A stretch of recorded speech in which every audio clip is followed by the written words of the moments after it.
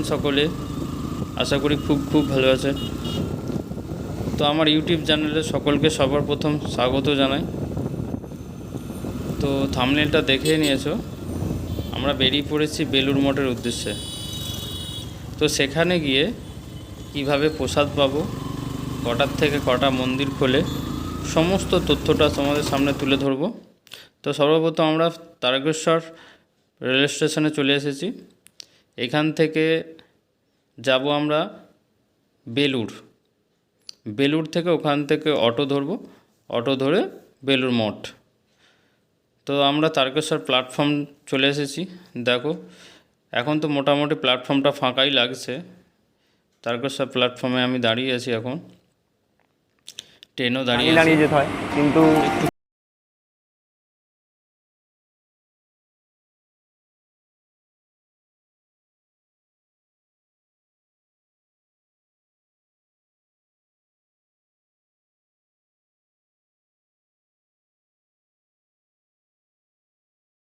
জায়গা আছে, এখানটা আছে রেস্ট নেওয়ার জায়গা আছে।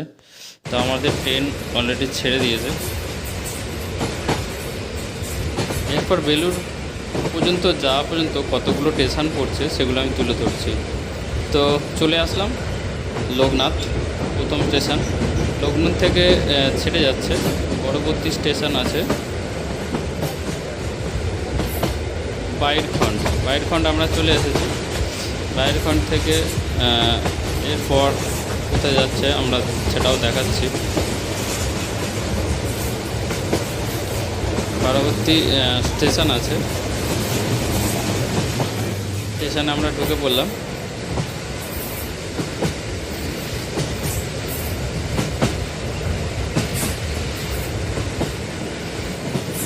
এবার আমরা চলে আসলাম হরিপাল, মালিয়া,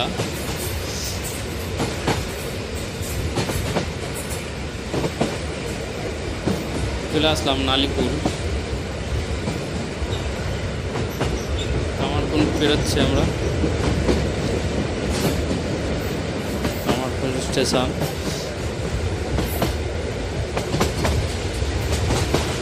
চলে আসলাম সিঙ্গুর, এরপর সিঙ্গুরের পর নসিবপুর,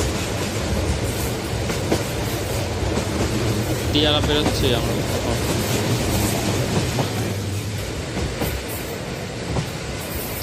এরপর চলে আসলাম আমরা শেওড়াফুলি জংশন।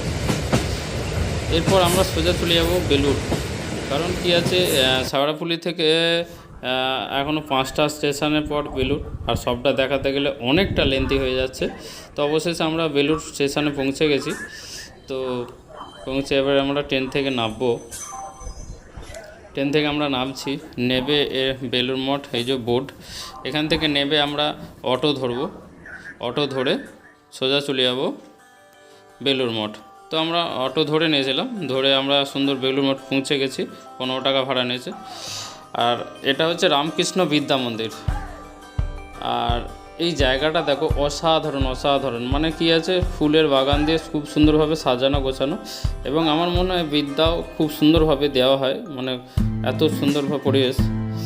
তো চলো এখানে আমি তোমাদের টাইমটা বলে দিই। এখানে টাইম আছে সকাল 6:30 থেকে 11:30 পর্যন্ত, এবং বিকালে 4টে থেকে 8:30 পর্যন্ত মন্দিরের টাইম। এখানে ক্যামেরা অ্যালাউ নেই দেখলাম, তো সবাই করছে দেখে আমিও করলাম। এটা হচ্ছে মিউজিয়াম, আর মিউজিয়ামে টিকিট আছে, টিকিটটা কেটে ভেতরে যেতে পারো। ভেতরটা খুব অসাধারণ। তো এখানে ক্যামেরা করা অ্যালাউ নেই, তো আমি একটু লুকিয়ে ভিডিও করেছিলাম জাস্ট তোমাদের সামনে তুলে ধরার জন্য। তো যাই হোক, আমরা মিউজিয়াম থেকে বেরিয়ে চলে আসলাম, হেঁটে মঠের গেটের সামনে চলে আসছি।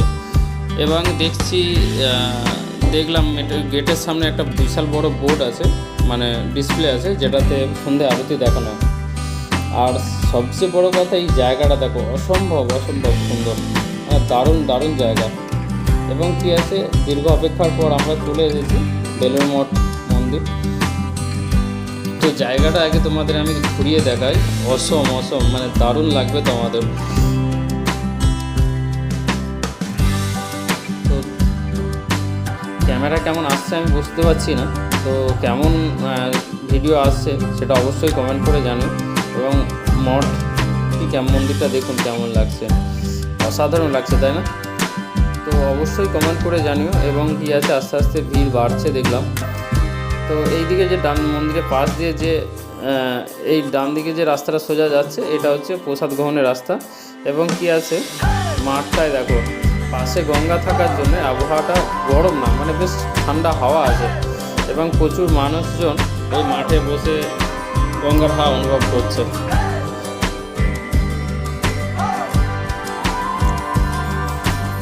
গরম হাওয়াটা বুঝতে পারছি না। আর এই জায়গাটা দেখো, স্বামী বিবেকানন্দকে এই জায়গাটা দাহ করেছিল। এবং কি আছে, গঙ্গার ঘাটটা দেখো, খুবই শান্ত জায়গা। এবং কি আছে, ঠান্ডা হাওয়া আসছে এই জায়গাটা থেকে।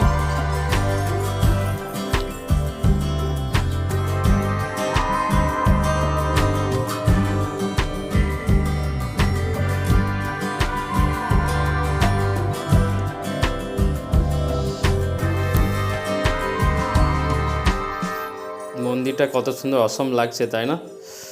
আর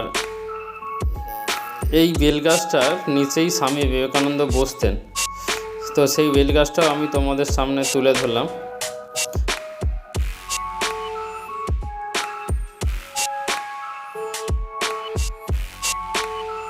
মন্দিরের ভেতরে তো আমরা এই জায়গাটা এসেছি। এই জায়গাটা হচ্ছে প্রসাদ গ্রহণের জন্য টোকেন নিতে হয়।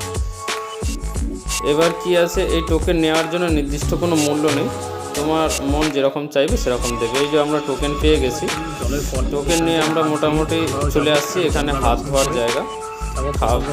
প্রসাদ গ্রহণ করার আগে আমরা এখানে হাতটা ভালো করে ধুয়ে নেব। এবং কি আছে, গঙ্গাটাও আমি তোমার দেখানোর চেষ্টা করছি। অসম লাগছে তাই না? তো নিজস্ব চোখে দেখলে আরও ভালো লাগবে। তো এই রাস্তাটা দিয়ে আমরা যাব প্রসাদ গ্রহণের জন্যে। দেখো বন্ধু, দেখো অসম লাগছে তাই না?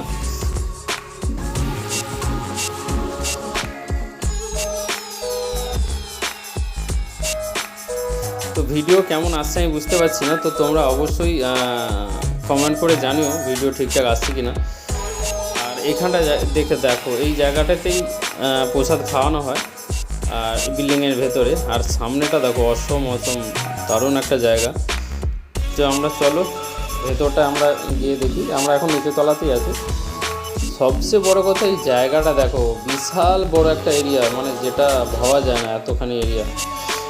তো দেখো, এখনও কয়েক হাজার টেবিল এখানে পাতা আছে।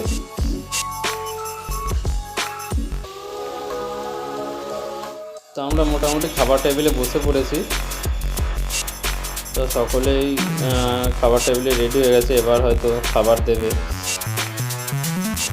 আমি শুধু এটাই দেখছি, কয়েক হাজার মানুষ এখানে মঠের অন্নভোগ খাওয়ার জন্য আসছে। আর একটা জিনিস কি দেখলাম, যারা এখানে দর্শনের জন্য এসেছে, তারা যদি মনে করেন যে বাড়িতেও বাড়ির লোকের জন্য অল্প একটু অন্ন বা প্রসাদ নিয়ে যাব, তো একটা টিফিন নিয়ে আসলে এরা সেই টিফিনেও দেয়, এমন নয় যে দেয় না। তো ভিডিওটা কেমন লাগলো অবশ্যই কমেন্ট করে জানিও। এবং তোমাদের সাপোর্ট আর ভালোবাসা পেলে আমি আগামী দিন আরও অনেক ভিডিও নিয়ে আসবো।